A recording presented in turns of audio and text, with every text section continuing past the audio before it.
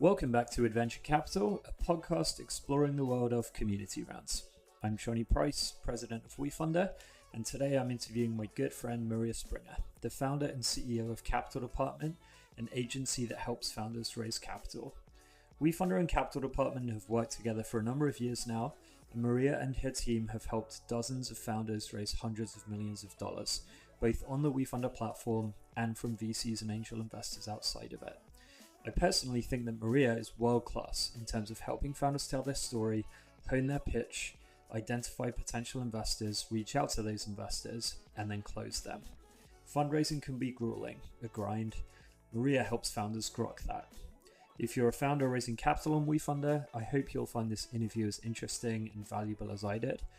And before we get on with the podcast, we're required to make it clear that anything we say here should not be interpreted as investment advice, recommendations, or soliciting investments in any company. And now, here's Maria. Maria Springer, founder and CEO of Capital Department, my friend, business partner in crime. Welcome to the first, I believe, live recording of Adventure Capital ever made. What an honor. Thank you for having me, Johnny. I appreciate it. Thanks for being here. And we are in your hood in New York City. That's accurate, yeah. Gotham City. In Gotham Podcast Production Studio in Gotham City. And we're also both wearing our community sweatshirts. I had to represent, Thank you, Justin Renfro. Yeah. Yes. Well, thanks for doing this. The main thing we're going to focus on in this session is how to help founders close investors, how to help founders sell investors. I think you are world-class at sales. I think I'm pretty good at sales myself. Excellent. And fundraising is sales, right? You're selling investors on why they should invest in your company. Right. And I think you and the team at Capital Department are unbelievably good at helping founders to do that. Mm-hmm. So the aim for the next 30 minutes or so is to for you to share best practices and advice and ideas with founders, any founders watching, on how they can better close investors. Great. In their community round or not, in their Reg D, in their regular fundraise as well.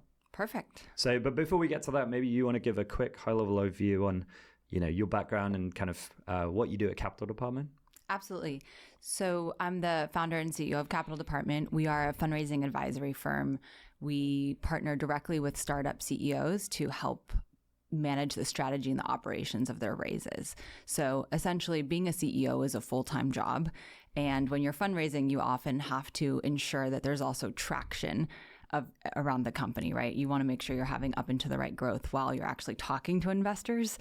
And if you're redirecting all your time to fundraising, it can be really difficult to manage both of those jobs. So we really give CEOs leverage on their time to be successful, and are proud to have helped them raise over $200 million at this point. Love that. 200 million. And how much of that was through community rounds? WeFunder, well over 50 million at this point. Okay, cool. And that's an increasing focus for you guys, right? Yes, we are really, really excited about community rounds and this intersection of community and capital. Mm-hmm. And 50 million through community rounds, average investment on WeFunder is $1,000. So probably $50 million raised for the companies you've worked with. Yeah. Companies like Pirouette and Atom Limbs and who else? So many more. Plunge is one that we're really excited about right now. Yeah. Siren Biotechnology as well is live today. So 50,000 investments. So you have a lot of practice, a lot of reps. Yes. So a lot of credibility and qualifications in advising founders on this I'd like to think so. Yeah. Yeah. So, okay, first question. At a high level, I guess, how do you persuade investors to invest in your startup? Like, AKA, how do you sell to investors as a founder? Yeah, absolutely. I think, first of all, fundraising is sales. And what's shocking to me and what I had to learn the hard way is that the best companies aren't always the best at fundraising. And so it's really important that a CEO begins to fall in love with the process of fundraising or at least gets comfortable with the sales aspect of it. So the first thing we do is ensure that every founder has a narrative they're excited to talk about. That narrative is essentially the rallying cry or the central thesis of the raise and why it matters. And we're really excited about the fact that we can build incredible narratives for each of the companies we're working on. So I think that is central for sure.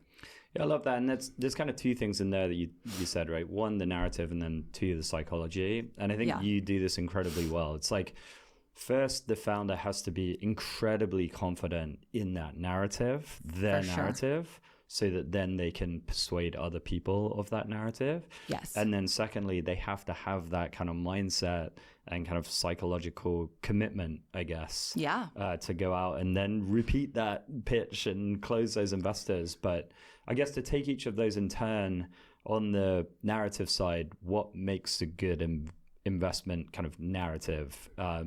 What do investors want to see? Yeah, I think so. It depends on the company, of course. For instance, one of the narratives that we're really proud to have worked on is the Adam Lims narrative, and the tagline. I believe they're now Adam Bodies, or just Adam actually. The narrative that we worked on with them it was all about ending physical disability with AI and robotic limbs, and I think that it spoke to a broader base than just angel and institutional investors. It spoke to people who have experienced limb loss, or who know people who have experienced limb loss, or people who have witnessed it, such as our veterans. And that was incredible. We were able to raise, Adam has raised over $10 million through Reg CF, and we were very proud to work on a couple of those campaigns, including a $5 million plus one. And the mission there was obviously very important for Adam Lims at the time. That is, I think, a theme we see recurring, right? Companies with that really strong mission tend to do well on WeFunder. Obviously, you can raise on WeFunder if you're a boring B2B SaaS company and mission isn't like super central. Yes. But it certainly helps to have that mission. And then with Adam Lims, as you say, one thing I remember when we interviewed Tyler for the podcast, he was talking about raising on WeFunder is about finding people that share your crazy. Yeah, I love that. i.e. finding people that are super passionate about ending physical disability. Right. And then if you can get in front of those people, then that narrative really resonates and you can kind of close those checks. Exactly. And I think that targeting is so crucial. If you look at the population of the United States, if you look at the number of individual investors who have wealth, you can definitely max out a Reg CF round at $5 million if you get in front of the right people and you tell them the right story so that they're likely to close. Yeah. And so that's where the narrative matching with the right audience is absolutely critical to a successful campaign. So we spend a lot of time just thinking about deal marketing and then also the deal operations. So, what are we going to say and who are we going to tell? Yeah. So on the narrative front, okay. And by the way, even if you're a boring B2B SaaS company, right, there is kind of a mission element. There's like a narrative, kind of a storytelling narrative where there are your customers who actually are really vexed and annoyed by this problem that you're trying to solve or automate for them. Oh, I think... I would argue that every boring company has a mission that is incredibly out there. Incredibly interesting. And if not, there's also other ways to tell a story. It doesn't just have to be about a social mission. It can also be about something bigger. So for instance, a number one wellness company is raising on WeFunder right now that we adore. They grew the company from $0 to $200 million within 4 years. And this is the first time they're raising outside equity. So forget the mission of the company and the wellness impact they're having. Which is cool in itself, of course. But then also, just the narrative that they're coming to their community and their customers first. This is their first outside equity that they're ever taking on. To me, that's an incredible story as well, which is our community matters so much to us. We want to come to you first. Yeah, I love that. And that's kind of a second aspect of narrative. So first one is like, what's the mission of the company? Right. In their case, kind of wellness and why should we care? The second thing is like the narrative around like we're inviting our community to invest because we believe in our community and we want to build stronger community. Right. And what better way to do that than by inviting our community to invest? Exactly. There's a third aspect of narrative as well, right? Which is like, okay, an investor wants to make money. you know, what is the narrative to them? So how do you think about guiding founders on putting together that aspect of the narrative? Yeah. I mean, it's obviously very helpful if we're working with a founder that has, you know, hockey stick growth, a hockey stick growth, you know, triple year over year, et Founders cetera. fund kind of on the cap table. Yeah. Exactly. Just closed the Series A. They've, you know, opened up an allocation for the community, et cetera.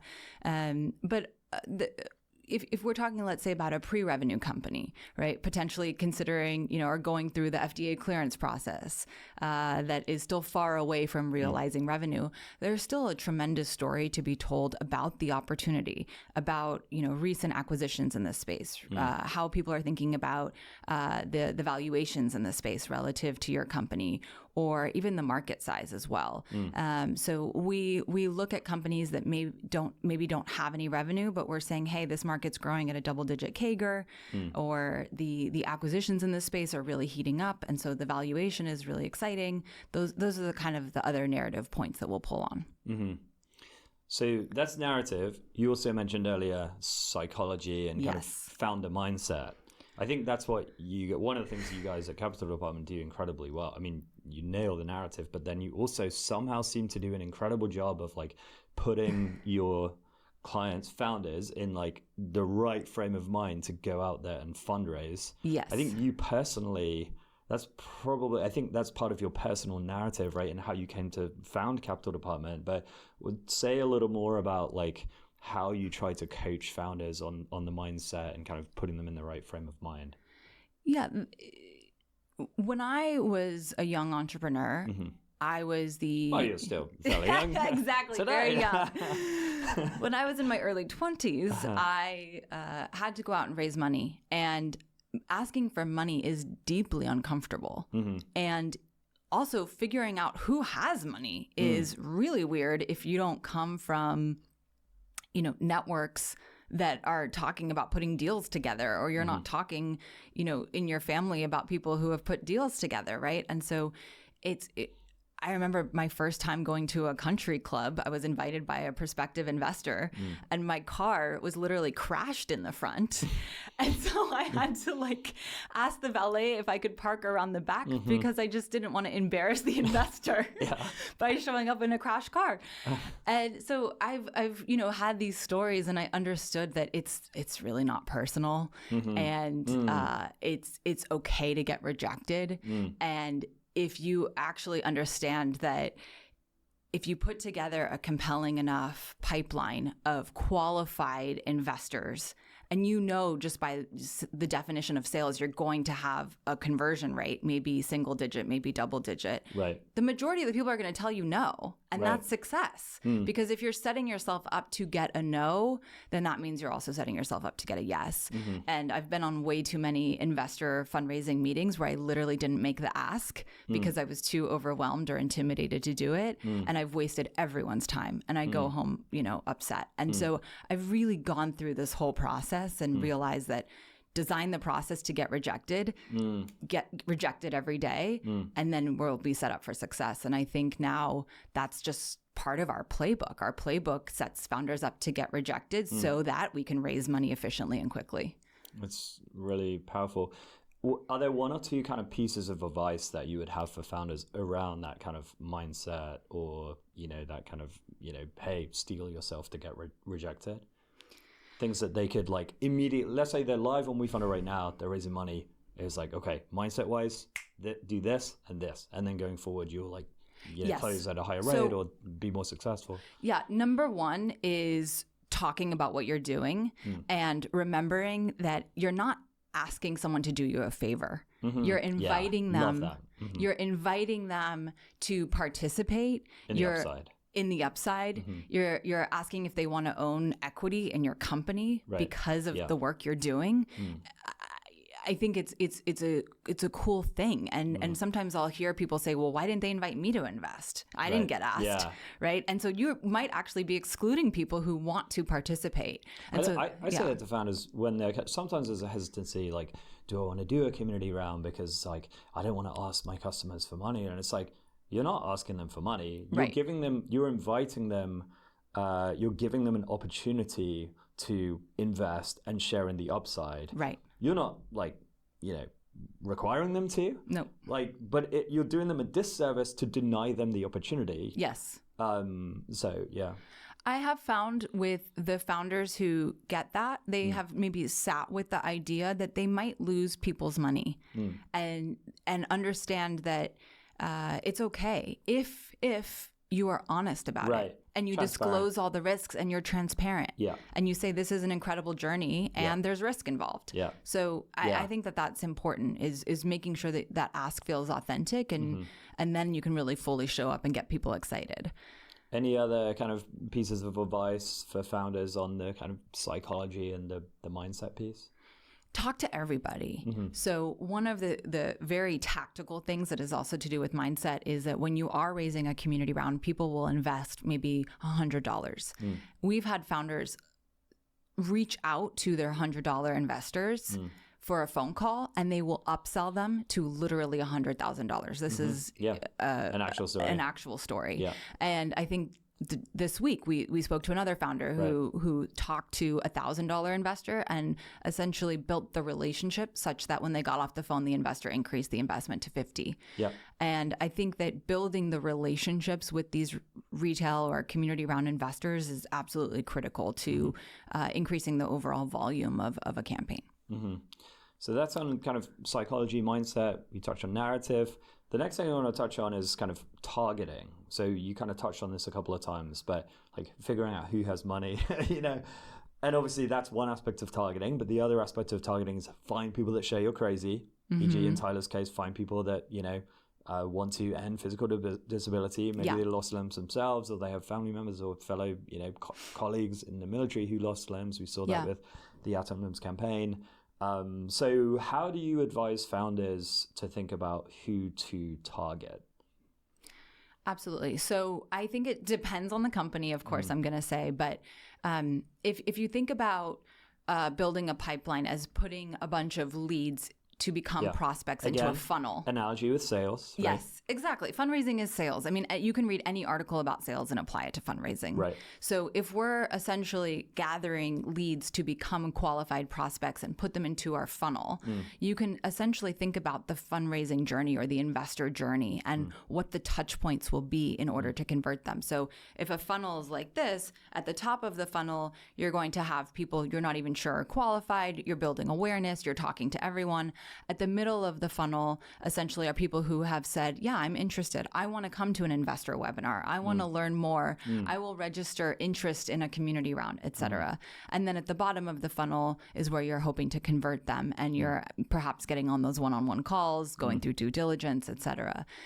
So I think you can really target people who might be interested in the company. So if you're a healthcare company working on asthma and COPD attacks, you can actually, set up a webinar potentially with the Asthma and Allergy Foundation and figure out how to cultivate their audience to care about investing in innovation at the, in this space.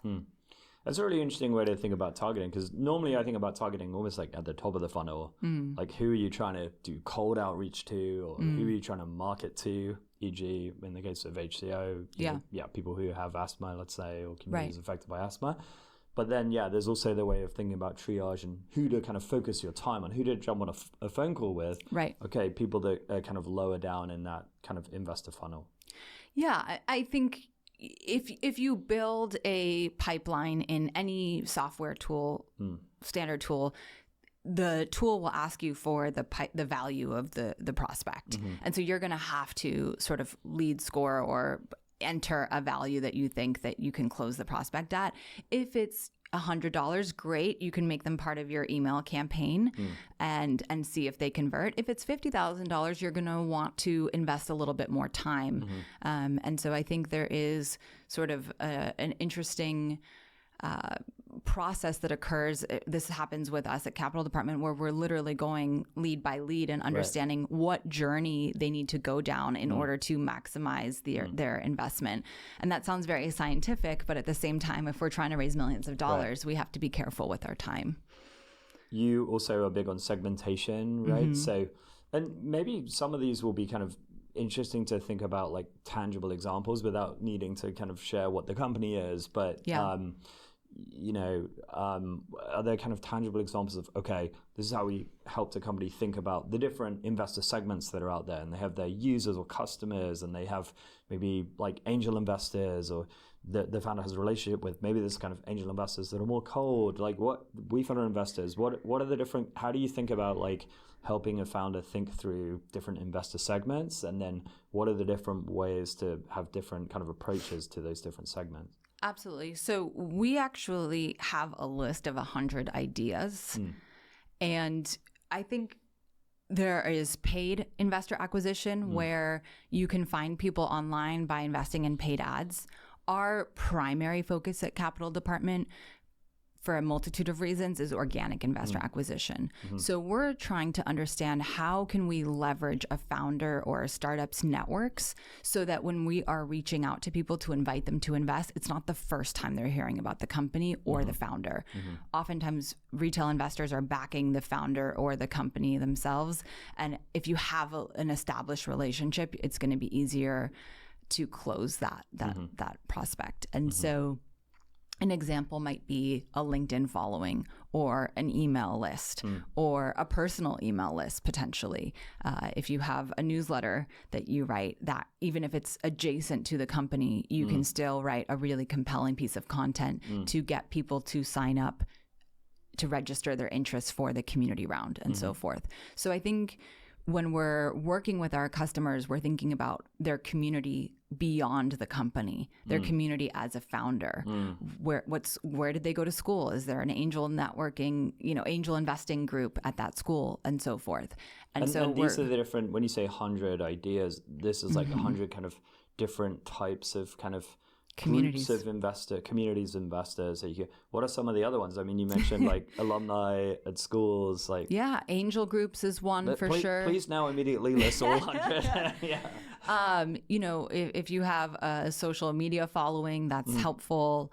If you are part of a graduate school program and they have a WhatsApp group, for instance, that's an example. So wherever you're engaging with people on a regular basis, wherever there's a decision maker that is creating content, how do you build a relationship with that decision maker or content creator to help you get access to their audience in a way that makes sense and is compelling? So an example is we work with a lot of Wharton grads, unsurprisingly, probably. A lot of entrepreneurs come out of the Wharton MBA program, and Wharton has a very engaged newsletter.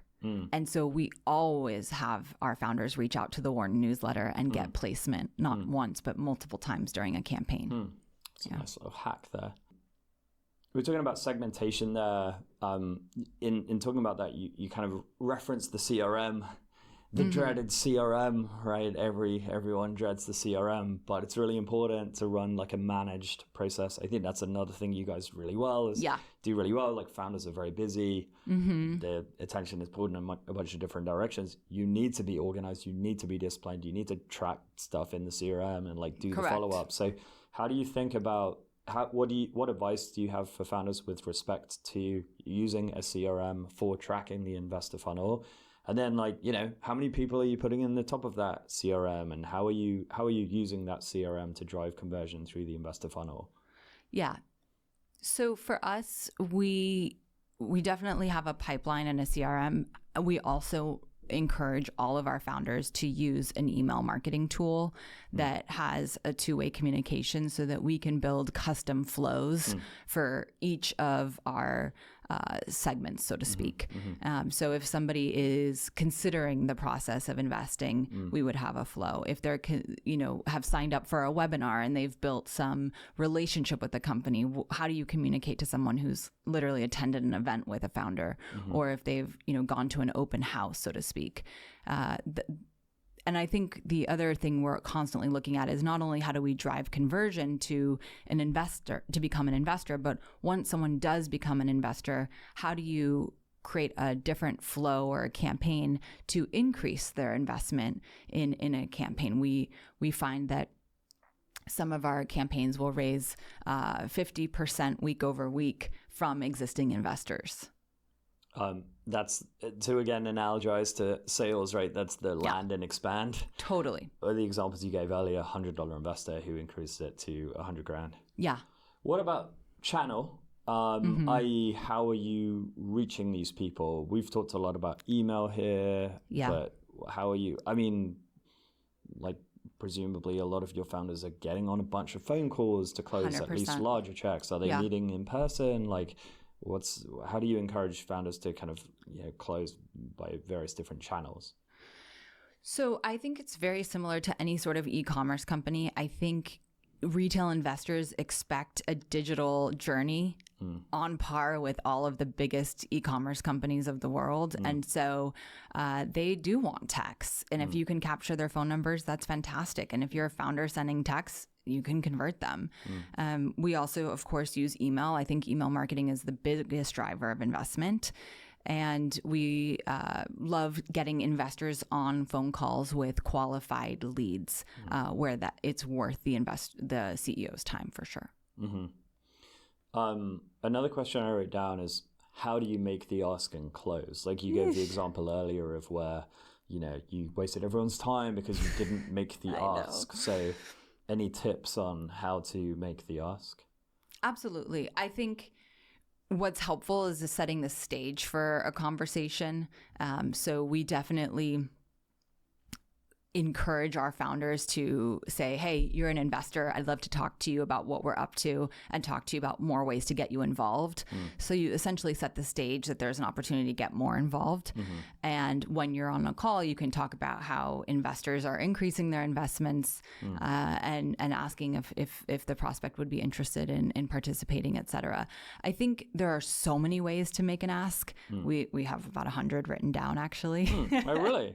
Yeah. You just got a bunch of lists with 100 things on them, 100 different potential kind of segments of investors that you can reach out to, 100 different asks that, and say obviously invest more money, but then also like share on LinkedIn, make intros to other investors. Exactly. You know, what is your portfolio looking like these days? Do you ever make follow-on investments? Are you part of an angel group? Are there other folks that you'd like to introduce me to? I mean, there are just so many questions. I think if every founder came up with a list of questions that felt comfortable and authentic to them, that they could memorize before meetings, they would be more comfortable to say them. I think. Does that kind of distract from the ask of invest though, if you're saying those, or is it like you're only making those asks like once someone has actually written a check? I see what you mean. So I think you have to go into any meeting with one of your investors with an ask in mind. If it's not comfortable to make an investment ask directly, sometimes that might be legitimate, and it's okay. Really? It's okay. I'm kind of surprised that you say that. I would have thought you would advocate for like in those meetings, like definitely make that ask. So like, how much can I put you down for, kind of thing? Like, no. There's moments where you have to be human and feel it out, right? And there have been compelling moments where it's like, hey, it wasn't the right time. I'm gonna, have a second meeting. Okay, fine. Yeah. But most of the time, I think it's founder fear, and it's if you go into it understanding that you're going to invite them to increase their allocation in your company, there's probably upside there. Maybe there's perks. Maybe there's an opportunity to join an advisory board. Maybe you're going to chat with them more often. So anything you can do to get them to increase, I would do it, of course. So yeah, I would say the ask to share, the ask to make introductions, we typically make those asks after someone makes their initial investment. You don't want to go to someone the day after they invest in you and ask for another investment. You want to build engagement and connection with them first. Yeah. So you build that engagement and that connection with those other types of asks, so to the point where you're like, wow, this person's really invested. Let me go ask if they want to increase their allocation. Let's say Capital Department was running a WeFunder round right now. Yeah. You're live running a community round. Yes. We just spent the last 30 minutes catching up in this podcast studio. You've been kind of telling me about all the awesome things at Capital Department, the mission, the narrative. It's like, okay, great. I'm like, wow, this is amazing. You guys are doing great. Yes. So how do you now make the ask to Johnny, the investor, to invest in Capital Department? I love this question. Johnny, are you invested in the Capital Department mission? Yes. Why haven't you put money in? Would you really say that? Yeah. Wow. It's very direct. Yeah, why not? Yeah. How did I make you feel? Yeah, okay, yeah, I guess I should. Okay, so why haven't you put money in yet? I guess I haven't got around to it. Okay, cool. I would love to have you in, Johnny. Yeah. What are your average allocations into community rounds? I'm cheap, so $1,000. Okay, what if we did 1,500? Okay. Nice. You're already upselling me. Love it. Yeah, why not? Okay, sure. Put me down for 1,500. Okay, cool. I can probably stretch to that. Okay, good. I guess that's a really interesting, like, direct example, but what are the kind of principles behind that? The sales principles? Yeah. One is I have a lot of conviction. Yeah. I have a lot of conviction and I have trust with you. Yeah. And I think I am a direct person, so that style works for me. Mm-hmm. I think when I was younger... That's an interesting point, actually. What's that? I love this zone of genius thing, right? And so I'm not a direct person. I'm a Brit. Okay, yeah. I'm an Enneagram 9. Yes. I don't like that directness there. I'm squirming in my seat over here. I'm like, take my money. Well, because I don't want the conflict. Yeah. But like, that works for you. Mm-hmm. I guess part of what you try to do is like, okay, for a different founder like Johnny, who might be a little bit more indirect because he's British, maybe there's a slightly less direct approach to make the ask? Or is it, no, Johnny's actually got to learn to suck it up and be direct? You have to suck it up and be prepared to get rejected. So as long as you're comfortable getting rejected, that's fine. But you can come up with an ask that works for you. Mm-hmm. So perhaps something that might be more palatable is, Maria, I know if you were talking to me, Maria, I know you're invested in what we're doing at WeFunder. Would you want to participate more formally as an investor? Yeah, I'm much happier with that one. I'll go with that option too. You probably have another list of 100 ways to make the ask on your list of 100 things. I think for me, being direct has really worked, and I enjoy it. It makes me comfortable now. Mm-hmm. That's really powerful. Michael, that's the most useful part of this whole conversation. The last 2 minutes. I interrupted you. No, Michael Seibel, who was a former YC partner, just stepped down. He talks about how he goes on so many pitch meetings and founders don't ask. And they think because it's a pitch meeting, that's enough. And that he will volunteer magically to invest if they do it right. And that's not true. He said that if people ask, he always says yes because he's afraid of conflict and he'd rather just get them out of his office. Sometimes when founders don't want to appear thirsty, is there any kind of tension there of making a direct ask versus not appearing thirsty? You know what I mean? Well, if I had said, Johnny, we can't raise money from anyone, I will raise money from anyone. Right. Will you invest? Right. It's like, oh, no. Yeah. So you can be hungry and direct and not thirsty. Right. As long as you've built a community and you have really great narrative structure around the, how I got to the meeting. Yeah. We've blown past our first million. We're going to close at 2. We're at 75% subscribed. You have to get in now. Yeah. Well, that's another point, right? The FOMO, the scarcity, the urgency, the pressure. Yeah. Which I think you're very good at helping founders kind of think through. Yeah. Nobody should be fundraising without coming from a place of strength. So we organize and design all of our campaigns to ensure that at every milestone, they're coming into fundraising from a place of strength. Yeah. Love that. And the optics, that for me is where the thirstiness problem kind of maybe more prevalent is, in a private conversation. Firstly, to your point, it doesn't need to come across as being thirsty and desperate. You can frame it as from a position of strength. But also, it's in private. Where I really see founders going on is on kind of social media, and it's just kind of spam and aggressive, and it's just that's where that becomes a problem, I think. I think the spam and aggressive social media often also comes down to a lack of a clear narrative. Yeah. It feels spammy when it's unclear, long, rambling all over the place and no one has liked it. Right. Yeah. And then you're like, what are you doing? And then you've sent me 5 follow-up messages and they're all unclear. I feel awkward.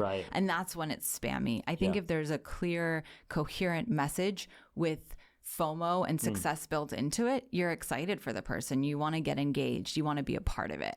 So that's where designing the campaign to be successful and having people endorse the campaign that resonate with your target audience is also really important. Do you directly coach founders on making the ask? Like, do you do kind of practice pitches with them, or do you join investor pitches with them, or do you have them like record the calls with Fathom and then you watch the call recordings? Like, so we are completely invisible. We set founders up for success to raise.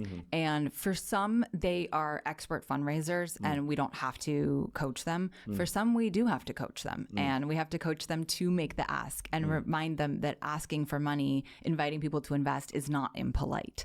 And that's when founders will often have breakthroughs. But it's tough because the psychology of money is heavy, and it requires work to unlock that or dislodge that for founders at times. And for my own self, I've had to experience that. What are the biggest kind of on the making the ask piece? Are there kind of one or two pieces of advice for founders where it's like, okay, you should kind of change this, or when you are coaching founders, like, okay, this is often something where it's like, you were doing it wrong in this way, now kind of tweak that and you'll be more successful? Genuinely, I don't think having the perfect ask is the most important thing. I think making the ask is the most important thing. And what I find is that the people who don't make the ask, again, are intimidated, but they lack conviction. And the way that I was able to reframe it for myself when I was a young, intimidated, overwhelmed, scared founder was the why I'm doing what I'm doing is so much bigger than my own exactly. That I need to get over myself.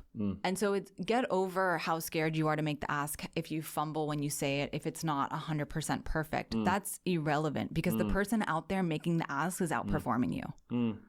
I think about this, again, it's another analogy to like people on my team. It's reps. And it's like, if you're kind of talking to founders and like telling them, okay, you know, this is how WeFunder works and this is why it's awesome to let your customers invest. The people on my team that are doing, 10 calls a day, and getting like so many reps, they're like improving much, much more quickly. Correct. Than if you're doing 3 calls a day. 100%. And you're getting more confident and you like know how to make the ask, and you like try a bunch of different asks, and then you kind of iterate towards an ask that works for you. Exactly. And so, it's obviously the more conversations, the more reps you do, the more pitches of investors you do, like it'll be a linear correlation. Yeah. But also the gradient of like conversion rate to close investors is going to improve the more reps you do. 100%. And so, it's about the ask, but it's also about the close. So another example I often tell people is that when I was in my early days fundraising, I found courage to make the ask on, to an actual unicorn founder, billionaire. And then after, I was so nervous, I was waiting for him to follow up. He never did. I never sent him the email with the wire details. I was so overwhelmed by having made the ask. Right. Again, this was when I was in my very young 20s. But I think it's so critical to make the ask and then close, make it easy. So if you're on a call and they say, sure, I'll put in $50K, say, wonderful, let me stay on the phone. Have you been to wefunder.com/ABC? Okay, let me walk you through the process while we're live. Love that. Yeah, I do that with founders as well. It's like, hey, let me log you into WeFunder. Right. Let me show you around on the back end. Even just the friction of like creating an account and looking through the sign up flow. And then sometimes they're like, oh, wait, I got lost. And it's like, oh, cool. Let me kind of share my screen, or should I have you share your screen and I can walk you through it. Yes. Love that. Okay, we're running out of time. Any last advice, concrete suggestions for founders, that we haven't touched on yet? How to, sell, close investors? I think we say internally at Capital Department that our favorite founders are shameless. So whatever that might mean. There's different manifestations of being shameless. But it's not thirsty. It's willing to put yourself out there. It's willing to be vulnerable. It's willing to try things. It's willing to fail and come back and iterate and learn and go back out. Our best founders are very active and are shameless. And we love working with them because fundraising is sales, and sales can sometimes be a creative process where you have to learn and you have to be open. And so shamelessness. And being okay with rejection.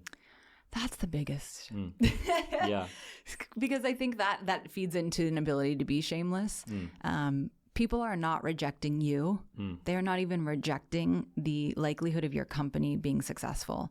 They are literally saying, I can't make this investment now. And not even ever. Just now, I cannot make this investment. And then you can say, thank you so much for the opportunity to pitch you. You know, I've learned a lot today.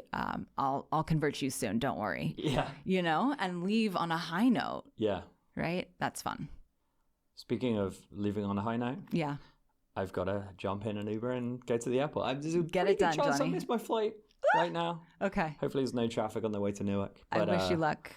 Yeah, this has been so great. Really awesome ideas, advice, content in here for founders. So thanks so much for doing this, and thanks so much for like your partnership down the years. And if you are a founder looking at running a WeFunder campaign, like, you guys are amazing. I feel like your net promoter score on founders that work with you is probably 100. Like, I don't know if I've ever worked with a founder that engaged capital department that wasn't like a 9 or 10 on Maria and your team. We really care. We really care. Yeah. And it's a lot of work, and we love doing it. You care, but you also execute and do an amazing job. So yeah, thanks so much for doing this. Thank you, Johnny. We appreciate you, and WeFunder, love WeFunder, obviously. Yeah. Yes. Love it. See you soon. Okay. Bye. I hope you enjoyed that conversation with Maria, a true expert on closing investors. I've referred dozens of founders to Maria over the last few years, and I don't think there's been a single one who wasn't absolutely effusive in their praise for her and her team. If you would like to chat with Maria and the Capital Department team about a potential engagement, you can visit their website at capitaldepartment.com, that's capitaldept.com, or email me at johnny@wefunder.com and I can connect you. Thanks for listening, and we'll see you next time.